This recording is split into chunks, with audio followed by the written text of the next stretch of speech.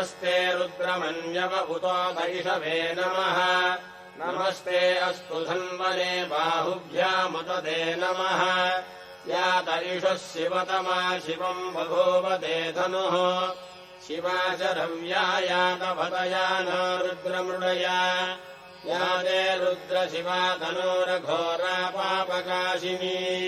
त्वया नस्तनुभाषन्तमया गिरिशन्ताभिजागसीः यामिषम् गिरिशन्तहस्ते बिभर्ष्यस्तवे शिवाङ्गिरिकृताम् कुरुमाहि पुंसीः पुरुषम् जगत् शिवेन वचसा त्वा गिरिशाच्छा वदामसि यथा नः सर्वमिज्जगदयक्ष्मकुम् सुमना असत् अध्यवोचदधिभक्ता प्रथमो दैव्याभिषक् अहीगुश्च सर्वान् जम्भयन् सर्वाश्च यातु धान्यः असंयस्ताम्रो अरुण उत बभ्रुः सुमङ्गलः ये चेमागुम् रुद्रा अभितो दिक्षुः श्रिताः सहस्रशो वैशाखुम् हेणयीमहे असंयोभसर्पतिनीलग्रीभो विलोहितः उदैनम् गोपा अदृशन्नदृशन्नुदहार्यः उदैनम् विश्वाभूतानि सदृष्टो मृडयादिनः नमो अस्तु नीलग्रीवाय सहस्राक्षाय मीढुषे अधो ये अस्य सत्त्वानो हन्तेभ्यो करन्नमः प्रमञ्चधन्वनस्त्वमुभयोरात्रियोर्जाम् याश्च देहस्त इषवः पराता भगवो भवा अवदत्यधनुस्वरम् सहस्राक्षसिते शुधे निशील्य शय्यानाम् मुखा शिवो नः सुमना भव विज्यन्धनः कपर्दिनो विशल्यो बाणवागुम् पुता अनेशन्धस्येषव आभुरस्य विषङ्गधिः या ते हेतिर्मेढुष्टमहस्ते बभूवते धनुः तयास्मानुनिष्कतस्त्वमयक्ष्मया परिभुजा नमस्ते अस्त्वायुधायानातताय धृष्णवे उभाभ्यामुदते नमो बाहुभ्याम् तव धन्वने परिते धन्वनो हेतिरस्मान् वृणक्तुभिश्वतः अधो यैषुधिस्तभारे अस्मन्निधेहितम् नमस्ते अस्तु भगवन् विश्वेश्वराय महादेवाय त्र्यम्बकाय त्रिपुरान्तकाय त्रिकाग्निकालाय कालाग्निरुद्राय नीलकण्ठाय मृत्युञ्जयाय सर्वेश्वराय सदाशिवाय श्रीमन्महादेवाय नमः नमो हिरण्यवाहवे सेनान्ये दिशाम् च पतये नमो नमो वृक्षेभ्यो हरिकेशेभ्यः पशूनाम् पतये नमो नमः सस्पिञ्जराय त्रिशीमते पथीनाम् पतये नमो नमो बभ्रुषाय विव्याधिनेन्नानाम् पतये नमो नमो हरिकेशायोपवीतिने पुष्टानाम् पतये नमो नमो भवस्येत्यै जगताम् पतये नमो नमो रुद्राय तकाविने क्षेत्राणाम् पतये नमो नमः सूताय हन्त्याय वनानाम् पतये नमो नमो रोहिताय सपतये वृक्षाणाम् पतये नमो नमो मन्त्रिणे वाणिजाय कक्षाणाम् पतये नमो नमो भवन्तये वारिवस्तुताय औषधीनाम् पतये नमो नम उच्चैर्घोषाय क्रन्दयते पत्तीनाम् पतये नमो नमः कृत्स्नवीताय धावते सत्त्वनाम् पतये नमः नमः सहमानाय निव्याधिन आव्याधिनीनाम् पतये नमो नमः ककुभाय निषङ्गिणे सेनानाम् पतये नमो नमो निषङ्गिण युषिवते तस्कराणाम् पतये नमो नमो वञ्चते परिवञ्चते सायूनाम् पतये नमो नमो निजेरवे परिचरायारण्यानाम् पतये नमो नमः श्रुकामिभ्यो जिघागुम् सद्भ्योमुष्णदाम् पतये नमो नमो शिवद्भ्यो नक्तञ्जलभ्यः प्रकुन्दानाम् पतये नमो नम उष्णीषिणे गिरिजराय कुलुञ्चानाम् पतये नमो नमः विष्णुभ्यो धन्वामिभ्यश्च वो नमो नम आतन्वानेभ्यः प्रतितधानेभ्यश्च वो नमो नम यक्षभ्यो विसृजभ्यश्च वो नमो नमोऽस्यभ्यो विद्यभ्यश्च वो नमो नम आसीनेभ्यश्च यानेभ्यश्च वो नमो नमः स्वपद्भ्यो जाग्रभ्यश्च वो नमो नमस्तिष्ठभ्यो धावद्भ्यश्च वो नमो नमः स्वभाभ्यः स्वभावदिभ्यश्च वो नमो नमो अश्वेभ्यो स्वपदिभ्यश्च वो नमः नम आव्याधिनेभ्यो विविध्यन्तेभ्यश्च वो नमो नम उगणाभ्यस्त्रुकुम्भतेभ्यश्च वो नमो नमो वृत्सेभ्यो वृत्सपतिभ्यश्च वो नमो नमो व्रातेभ्यो व्रातपतिभ्यश्च वो नमो नमो गणेभ्यो गणपतिभ्यश्च वो नमो नमो विरूपेभ्यो विश्वरूपेभ्यश्च वो नमो नमो महद्भ्यः क्षुल्लकेभ्यश्च वो नमो नमो रथिभ्यो रथेभ्यश्च वो नमो नमो रथेभ्यो रथपतिभ्यश्च वो नमो नमः सेनाभ्यश्चेनानिभ्यश्च वो नमो नमः क्षत्रुभ्यः सङ्ग्रहेतृभ्यश्च वो नमो नमस्तक्षभ्यो रथकारेभ्यश्च वो नमो नमः कुलालेभ्यः कर्मारेभ्यश्च वो नमो नमः पुञ्जिष्ठेभ्यो निधारेभ्यश्च वो नमो नम इषकृभ्यो धन्वकृभ्यश्च वो नमो नमो मृगयुभ्यः शनिभ्यश्च वो नमो नमस्वभ्यश्च वो नमः नमो भवाय च रुद्राय च नमः शर्वाय च पशुपतये च नमो नीलग्रीवाय च शितिकण्ठाय च नमः प्रवर्तिने च युक्तकेशाय च नमः सहस्राक्षाय च शतधन्वने च नमो गिरिशाय च शिपिभिष्टाय च नमो मेधुष्टमाय चेषुमते च नमो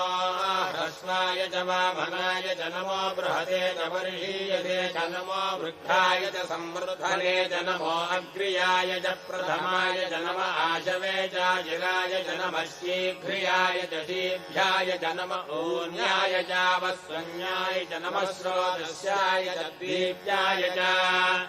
नमो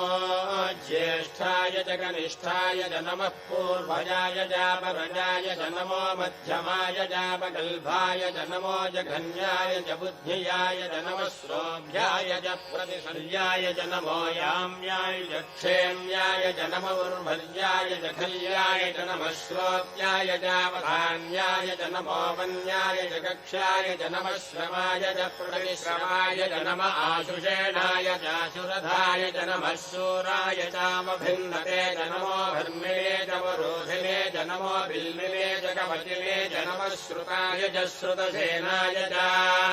नमो दुन्दुभ्याय च हनन्याय च नमो धृष्णवे च प्रमृषाय च नमो धूताय च प्रहिताय च नमो निषङ्गिणे चेषुधिमते च नमस्तीक्ष्णेषवेरायुधे च नमः स्वायुधाय च सुधन्वने च नमः श्रुत्याय च पच्छाय च नमः काट्याय च नीत्याय च नमः सूद्याय च सरस्याय च नमो नाद्याय च वैशन्ताय च नमः कूप्याय च भट्याय च नमो वर्ष्याय च वर्ष्याय च नमो मेघ्याय च विद्युत्याय च नम ईध्र्याय च तप्याय च नमो वात्याय च रेश्म्याय च नमो वास्तव्याय च वास्तुवाय च नमः सोमाय च रुद्राय च नमः साम्राय च अरुणाय च नमः शङ्गाय च पशुपतये च नमः उग्राय च भीमाय च नमो अग्रे वधाय च दूरे वधाय च नमो अन्ध्रे च हनीयसे च नमो वृक्षेभ्यो हरिकेशेभ्यो नमस्ताराय नमः शम्भवे च मयो भवे च नमः शङ्कराय च मयस्कराय च नमः शिवाय च शिवतराय च नमस्तीक्षाय च कूर्याय च नमः पार्याय च भार्याय च नमः प्रतरणाय चोत्तरणाय च नमः आधार्याय चालाद्याय च नमः शिष्प्याय च भेन्याय च नमः शिखत्याय च प्रवाह्याय च नम हिरण्याय च प्रबध्याय च नमः कृगंशिलाय च क्षयणाय च नमः कपर्दिने च पुलस्तये च नमो गोष्ठ्याय च गुह्याय च नमः स्वल्प्याय च गेह्याय च नमः कात्याय च गह्वरेष्ठाय च नमो आर्तदय्याय च निवेष्ट्याय च नमः पागुंसव्याय च रजस्याय च नमः शुष्क्याय च हरित्याय च नमो लोप्याय च लभ्याय च नम ऊर्व्याय च शून्याय च नमः पन्याय च वन्नसज्जाय च नमो मकरमाणाय चाभिघ्नते च नम आक्षितते च प्रक्षितते च नमो वह्येभ्यो देवानागं हृदयेभ्यो नमो विक्षीणकेभ्यो नमो विजन्भत्केभ्यो नम आनिर्हतेभ्यो नम आमीभक्तेभ्यः द्रापे अन्धसस्पते दरिद्रन्नीललोहिता येषाम् पुरुषाणामेषाम् पशूनाम् माभेर्मा रोमो येषाम् किञ्चनाममत याते रुद्रशिवा तनोः शिवाभिश्वाह भेषजी शिवा रुद्रस्य भेषजी तया नामृणजीवसे इमागुम् रुद्राय तपसेकभद्रिणे क्षयद्वीराय प्रभामहे मजम् यथा नः शमसद्विपदे चतुष्पदे विश्वम् पुष्टम् ग्रामे अस्मिन्ननातुरम् मृणानो रुद्रोतनामयस्कृधि क्षयद्वीराय नमसा विधेमते यच्छञ्जयाश्च मनुरायये भिता तदस्यामतव रुद्रप्रणीतौ मानो महान्तमुतमानो अर्भकम् मानमुक्षन्तमुतमानमुक्षितम् मानो धेः पितरम् मोतमातरम् प्रियामानस्तनुवो रुद्ररीरिषः मानस्तोकेतनये मान आयुषिमानो गोषुमानो अस्येषु वीरिषः वीरान्मानो रुद्रभामिनो मधीर्हविष्मन्तो नमसा विधेमते आरात्ते गोघ्न उत पूरुषघ्ने क्षयद्वीराय सुम्नमस्मेते अस्तु रक्षाजनो अधिजरेव ब्रूह्यथा जनः सम्मयच्छद्विवर्हाः स्तुहि श्रुतङ्गर्तसदम् युवानम् मृगन्न भीममुपहतृमुग्रम् मुरुडाय हृत्रे रुद्रस्तवानो अन्यन्ते अस्मन्निवपन्तु सेनाः परिणो रुद्रस्य हेतुर्वृणक्त्वपरिद्वेषस्य दुर्मतिरघायोः अवस्थिरामघवध्यस्तनुष्वमेध्वस्तोकायतनयाय मृडय मीढुष्टमशिवतमशिवो नः सुमना भव परमे वृक्ष आयुधम् निधाय कृत्यम् वसान आजरपिनाकम् बिभ्रतागैः विकिरितविलोहित नमस्ते अस्तु भगवः यास्ते सहस्रगुम् हेतयोऽन्यमस्मन्निपपन्तु ताः सहस्राणि सहस्रधा बाहुवोस्तव हेतयः तासामीशानो भगवः पराचीना मुखाकृधि सहस्राणि सहस्रजो ये रुद्राधिभूम्याम् तेषागम् सहस्रयो जने वधन्वानि तन्मसि अस्मिन्महत्यर्णवेऽन्तरिक्षे भवा अधि नीलग्रीवास्य दिगण्ठाः सर्वा अधः क्षमाचलाः नीलग्रीवास्य दिगण्ठादिवगुम् रुद्रा उपश्रिताः ये वृक्षेषु सस्पिञ्जरा नीलग्रीवा विलोहिताः ये भूतानामधिपतयो विसिधासः कभर्दिनः ये अन्येषु विविध्यन्ति पात्रेषु पिबतो जनान् ये पथाम् पथिरक्षय ऐलभृतायव्युधः ये तीर्थानि प्रचरन्ति शृगावन्तो निषङ्गिणः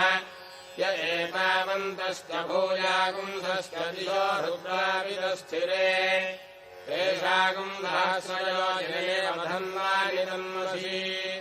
नमो रुद्रेभ्यो ये पृथिव्याम् येऽन्तरिक्षे ये दिवि येषामह्नम् वातो वर्षमिषभस्केभ्यो दश प्राचेर्दश दक्षिणा दश प्रदेचेर्दशोदिचेर्दशोर्ध्वास्तेभ्यो नमस्ते नो मृडयन्ततेयम् विश्वायश्च नो द्वेष्टितम् भोजम्भे दधामि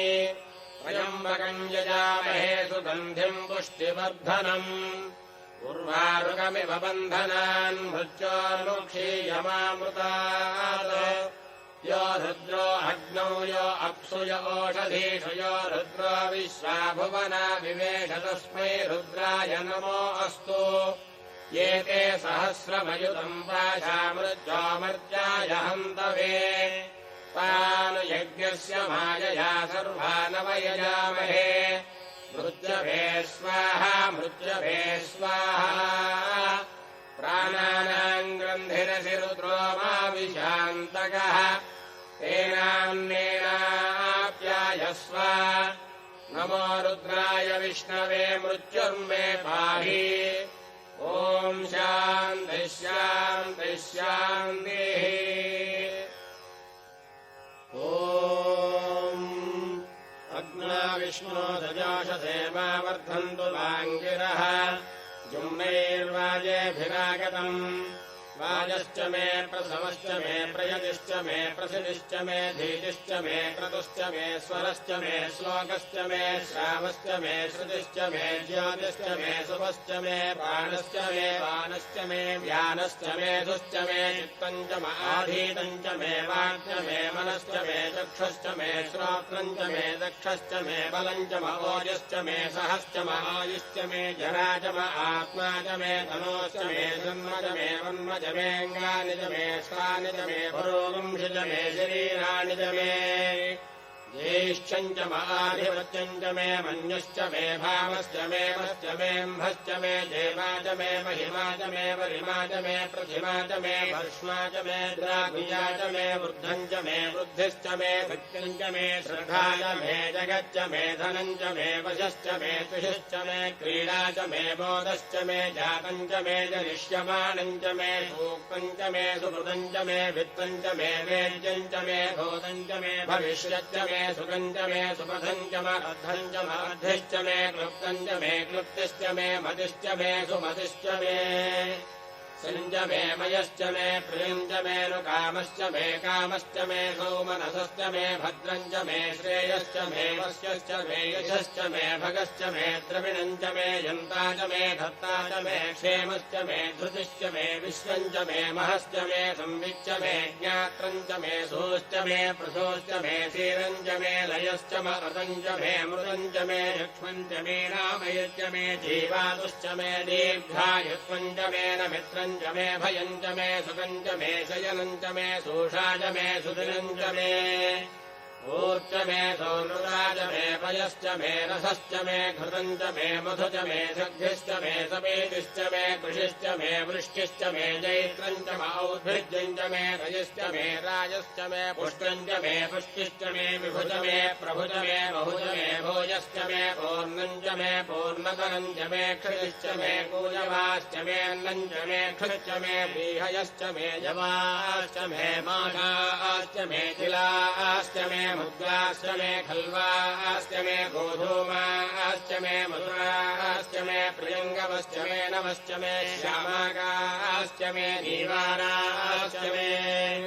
अस्माच मे मृत्तिकाच मे घरयश्च मे पर्वताश्च मे शिखराश्च मे वनस्पतयश्च मे हिरण्यम् च मे यश्च मे शीलम् च मे त्रपुश्च मे श्यामम् च मे लोहम् च मे अग्निश्च आपश्च मे वीरुधश्च ओषधयश्च मे कृष्णभत्यम् च मे कृष्णभत्यम् च मे ग्राम्याश्च मे पशव आरण्याश्च यज्ञेन कल्पन्ताम् वित्तम् च मे वृत्तिश्च मे भूतम् च मे भूतिश्च मे वसु च मे वसतिश्च मे कर्म च मे शक्तिश्च मेऽर्धश्च मयेमश्च मयितिश्च मे गतिश्च मे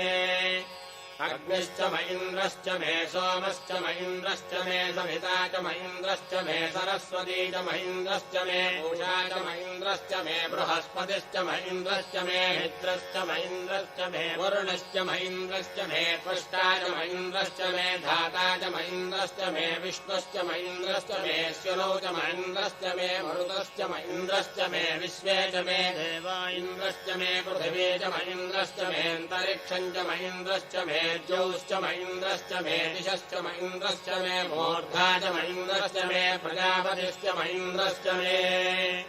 अगुंसुश्च मे रश्मिश्च मे दाभ्यश्च मे धिपतिश्च म उपागुंसुश्च मेऽन्तर्यामश्च म इन्द्रमायमश्च मे मैत्रावरुणश्च माश्विनश्च मे प्रस्थानश्च मे शुक्रश्च मे मन्धी च म आग्रयणश्च मे वैश्वदेवश्च मे ध्रुवश्च मे वैश्वानरश्च म रुद्राश्च मे दिग्राह्याश्च म इन्द्राग्नश्च मे वैश्वदेवश्च मे मरुत्वदीयाश्च मे माहेन्द्रश्च म आदित्यश्च मे सावित्रश्च मे सारस्वतश्च मे पौष्णश्च मे पात्रीपदश्च मे हारीयोजनश्च मे युद्धश्च मे बर्हिश्च मे वेदिश्च मे धिष्ण्याश्च मे सृजश्च मे जमगाश्च मे ग्रावाणश्च मे स्वरवश्च मौपरवाश्च मे धिषवणे च मे द्रोणकलशश्च मे वायव्यानि च मे भूतभृत्यमाघमनीयश्च महाग्नेर्घम् च मे हविर्धानम् च मे गृहाश्च मे सदश्च मे पुरोडाशाश्च मे वजनाश्च मे वबुधश्च मे स्वगाकारश्च मे अग्निश्च मे घर्मश्च मेऽर्कश्च मे सूर्यश्च मे प्राणश्च मे स्वमेधश्च मे पृथिवी च मे दिदिश्च मे ज्योश्च मे चक्वरीरङ्गुलयो दिशश्च मे यज्ञेन कल्पन्तामृक्च मे साम च मे सोमश्च मे यजुश्च मे दीक्षा च मे तपश्च मरुतश्च मे व्रतम् च मे होरात्रयो दृश्या बृहद्रधन्वरे च मे यज्ञेन कल्पेताम्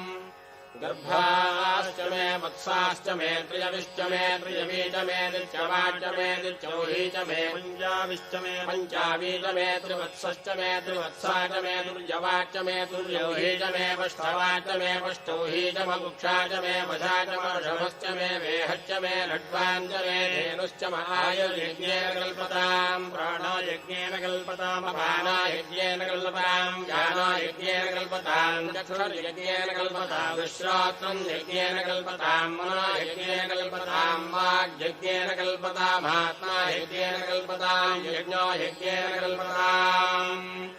एका च मे तिस्रश्च मे पञ्च च मे सप्त च मे नव च मे एकादश च मे त्रयोदश च मे पञ्चदश च मे सप्तदश च मे नवदश च मे एकविंशतिश्च मे त्रयोविंशतिश्च मे पञ्चविंशतिश्च मे सप्तविंशतिश्च मे नवविंशतिश्च मे एकत्रिंशच्च मे त्रयस्त्रिंशच्च मे चतुस्रश्च मे अष्टौ च मे द्वादश च मे षोडश च मे विंशतिश्च मे चतुर्विंशतिश्च मे अष्टाविंशतिश्च मे द्वात्रिंशच्च मे षट्त्रिंशच्च मे चत्वारिंशच्च मे चतुश्चत्वारिंशच्च मे अष्टाचत्वारिंशच्च मे वाजश्च प्रथमश्चापितश्च क्रतुश्च स्वश्च मूर्धाजम् यश्च भौवनश्च भुवनश्चाधिपतिश्च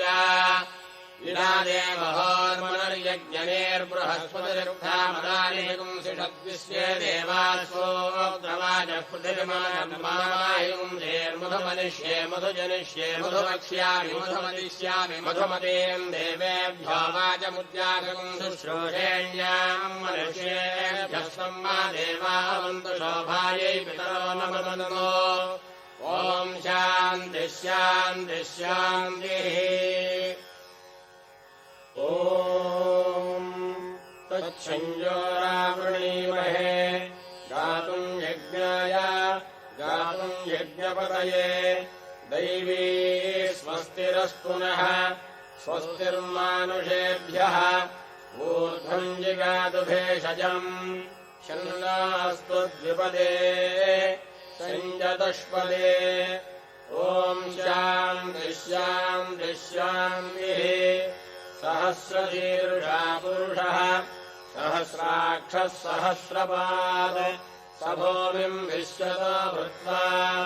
अत्यतिष्ठद्दशाङ्गुलम् पुरुष एवेदकम् सर्वम् यद्भूतम् यच्च भव्यम् उतामृतत्वस्येशानः विदन्धेनातिरोहति